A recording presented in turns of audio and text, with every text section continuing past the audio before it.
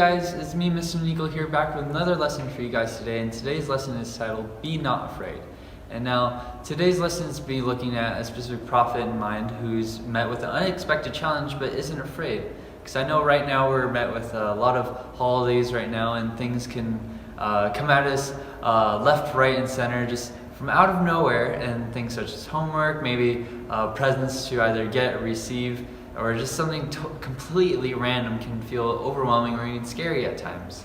And now today's lesson is going to be taking a look at the Old Testament, and actually specifically in the second book of Kings, and it's going to be taking a look at the Israelites. And now the Israelites during this time, they're continuously fighting every which nation around them, and their kings aren't really the best. They're always not following God's plans or orders or will, and they're always constantly losing his trust. And now because of that, God actually sends a bunch of prophets to actually help the people of Israel.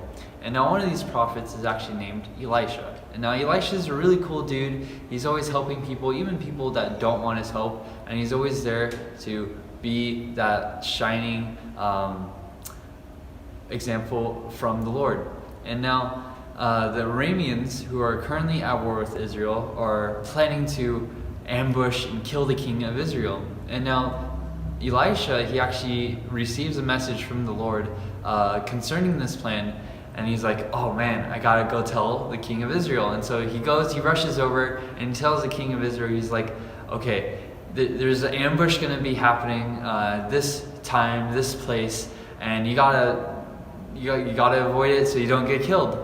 And so because of that warning, because of God helping Elisha in that moment, like the Arameans aren't able to actually kill the king of Israel.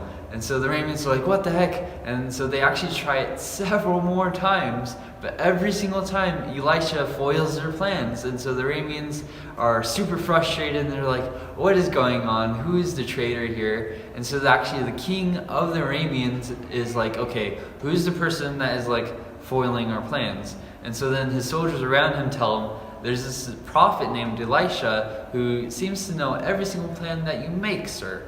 And so he actually sends, the king of the Arameans sends an entire army after Elisha. And so Elisha's staying in the city of Dothan, and so the next morning he's kind of sleeping, he rubs his eyes, he's all tired, and he stares out the window and he's like, what a lovely day. And then surrounding the city is the entire Aramean army. And so actually we're going to be taking a look into the Bible to actually see kind of his reaction, but also his servant, which turns up right then and there. And so his servant is like, oh no, my lord, like what shall we do? But then Elisha's response to this is actually within chapter 6, verse 16, and it says, don't be afraid, the prophet answered. Those who are with us are more than those who are with them. And so the servant is kind of confused because he's like, what do you mean by that? Like, we're just a city, there's an entire army, I don't see our army out there. And so Elisha actually reveals to him that the Aramean army is actually surrounded by an army sent from heaven.